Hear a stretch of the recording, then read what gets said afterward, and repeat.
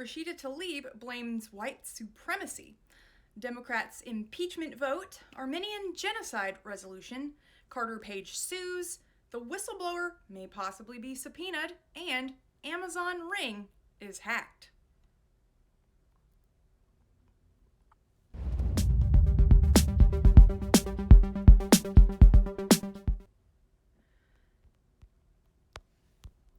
Hey everyone, I'm Reagan, and this is your news brief now on NRN. Today is Thursday, December 12th, 2019, and here are your top stories. Representative Rashida Tlaib falsely blamed white supremacy for Tuesday's heinous murders in Jersey City that targeted Jews. She tweeted a little before 7 a.m. on Thursday, quote, "This is heartbreaking. White supremacy kills," end quote.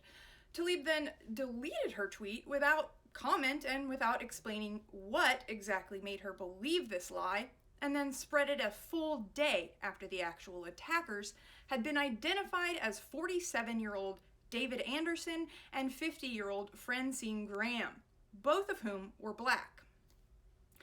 Tuesday's rampage resulted in 4 murders. After killing Anderson and Graham in a massive gun battle, police say they found anti-Semitic posts written by the suspects online. There was also a manifesto left in their car. Also in the news today, House Speaker Nancy Pelosi said on Thursday that the House would act next week to wrap up its impeachment inquiry, following whatever decision is made on the articles of impeachment by the House Judiciary Committee this coming week. In turn, more and more vulnerable House Democrats are getting spooked and a little bit worried that they'll be sent to the unemployment line if they just happen to vote in favor of impeachment. So House leadership is bracing for more of these defections. The Gateway Pundit reported on Wednesday at least 9 House Democrats are already waffling.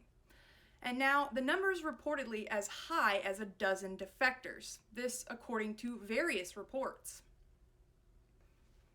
There are there's actually 31 House Democrats in Trump districts who are at risk of losing those seats if they do happen to vote in favor of impeachment. Those were the seats that were won by Trump, or those were the districts that were won by Trump, but Democrats took it in 2018. There are 233 Democrats and 1 independent, Justin Amash, who caucuses with those Democrats, and 197 Republicans in the House. To be clear, Pelosi can lose 17 Democratic votes and still impeach President Trump. According to House Majority Leader Steny Hoyer, the Dems don't even plan to whip the votes, and they are losing more support as time passes. According to lawmakers and aides who spoke to the Washington Post, the number of House Democrats who will vote against impeachment is actually growing. However, as of Thursday, the leadership still has those votes to impeach President Trump. As many as half a dozen or more, up to a dozen so far, are planning on going rogue to save their seats. And in other news, the Republican-led Senate on Friday adopted a resolution recognizing the early 20th century killings of Armenians by Ottoman Turks as genocide. Now, this label is a label that Turkey does reject. The move comes after the House of Representatives back in October, if you remember, approved a similar resolution. Armenians say that up to 1.5 million of their kin were killed between 1915 and 1917 as the Ottoman Empire was falling apart. They say the mass killings amounted to genocide and this claim is recognized by about 30 countries. Now, Turkey strongly denies the accusation of genocide and says Armenians and Turks died, and it was a result of World War I. It puts the death toll in the hundreds of thousands from both sides. After the House moved for this resolution back in October, Ankara warned U.S.-Turkey relations could be harmed. Also in the news, former Trump campaign aide Carter Page said on Thursday that he's willing to go all the way to the Supreme Court in lawsuits he plans to file against the U.S. government over a Justice Department report released on Monday, the IG report, that said the FBI misled federal judges in court or in order to conduct surveillance against him. Page said in an interview on Fox Business, I think there's a lot more that needs to be done here. We're going to take this right up to the Supreme Court. That's our plan right now, end quote.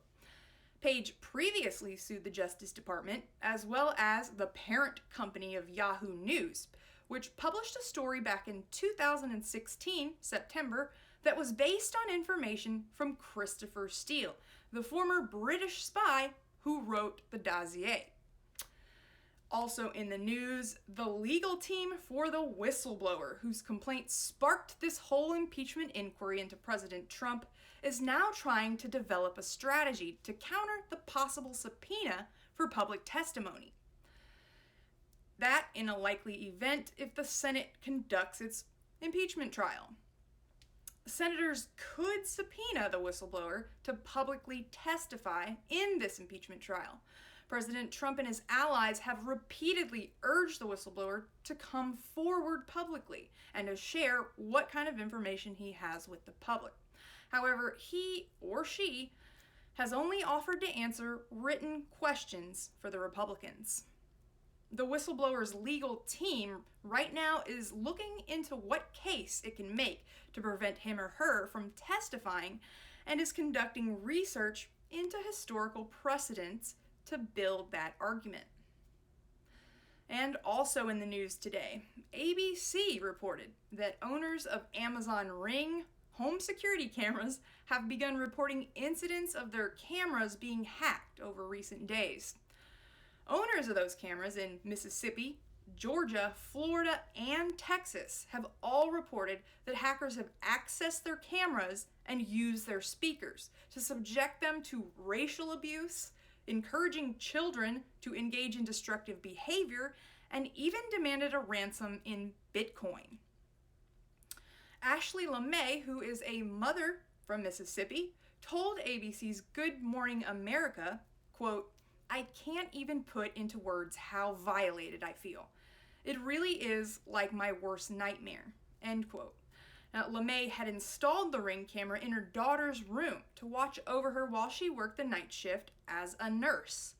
4 days after installing the camera, her 8-year-old daughter Alyssa heard music and a banging noise coming from the room where the camera was installed.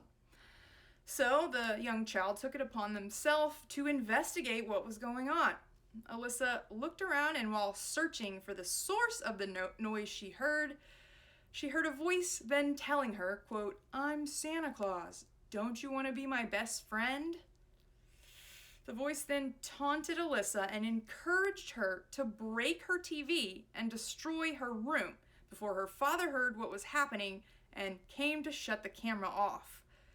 Quote from the little girl, I was even scared of my room for a few days. I'm still a little bit scared of it. Alyssa told this to Good Morning America. Amazon did issue a statement basically telling users of Ring to add a 2-factor authentication on their Ring accounts. That'll stop them. Well, that's all I've got for you today. Be sure and check out newrightnetwork.com for the latest news and opinion. And don't forget to check out our Right Now podcasts, interviewing some of the most fascinating people and individuals in society today. You can also follow us on Twitter, Facebook, and you can subscribe to the YouTube channel. I'm Reagan, and this has been your News Brief Now on NRN. Have a great day.